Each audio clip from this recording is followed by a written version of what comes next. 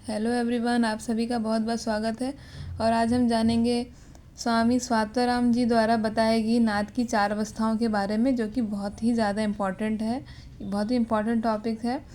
तो आइए जानते हैं इसकी 4 अवस्थाएं कौन सी होती हैं और किसमें कौन सी ग्रंथि का भेदन होता है इत्यादि। तो आइए जानें। सबसे पहले इसमें जानते हैं हम कि नाद की अवस्थाएं कितने प्रकार की होती हैं। नाद की 4 अवस्थाएं होती हैं। 4: आरंभावस्था, घटावस्था, परिचयावस्था और निष्पत्ति अवस्था। आरंभावस्था क्या होती है? आरंभावस्था में ब्रह्म ग्रंथि का भेदन होता है। उसमें आनंद का अनुभव होता है। शरीर अंतः शरीर में शून्य संबोध असाधारण क्षण क्षण रूप अनाहत शब्द सुनाई पड़ता है। तब योगी का देह कैसा हो जाता है? ओजस्वी, दिव्य गंध वाला, निरोगी, प्रसन्न चेतस एवं शून्यचारी हो जाता है। ब्रह्म ग्रंथि का भेदन होता है। कौन सी ग्रंथि का भेदन होता है? आरंभावस्था में ब्रह्म ग्रंथि का भेदन होता है। और शरीर में दिव्य कैसा कैसा शरीर हो जाता है? ओजस्वी, दिव्य गंध वाला और निरोगी हो जाता है। और ध्वनि कैसी सुनाई देती है?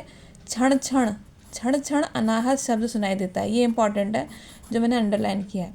ब्रह्म ग्रंथि का भेदन, क्षण क्षण अनाहत शब्द सुनाई देता है।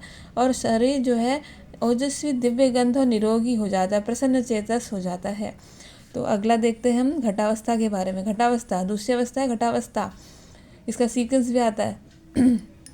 घटावस्था में रोगी के आसन में दृढ़ होने पर विष्णु ग्रंथि के भेदन से, पहला है ब्रह्म ग्रंथि, दूसरी है विष्णु ग्रंथि। इसमें विष्णु ग्रंथि का भेदन होता है। वायु जो है सुषुम्ना में संचार होती है। आप विष्णु ग्रंथि का भेदन याद रखेंगे। और कपाल कुहर में परमानंद सूचक भैरी वाद्य यंत्र आघात जन्य शब्द सुनाई देता है। इसमें जो है भैरी वाद्य यंत्र और आघात जन्य शब्द सुनाई देता है। और योगी जो है ज्ञानी एवं देवतुल्य हो जाता है। ठीक है। घटावस्था में क्या होता है? विष्णु ग्रंथि का भेदन होता है। उसके बाद इसमें आता है कपाल कुहर में परमानंद सूचक भैरी वाद्य यंत्र आघात जन्य शब्द सुनाई देता है। और योगी कैसा होता है? ज्ञानी देवतुल्य हो जाता है।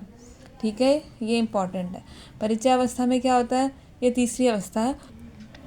परिचय अवस्था में ये तृतीय अवस्था होती है। साधक को भूमध्य आकाश में ढोल की ध्वनि सुनाई देती है। इसमें कैसी ध्वनि सुनाई देती है? ढोल की ध्वनि सुनाई देती है। इसमें किसी भी ग्रंथि का भेदन नहीं होता है। तब प्राण सिद्धि सभी सिद्धियां प्रदान करने वो महाशून्य अंतराकाश में पहुंचता है।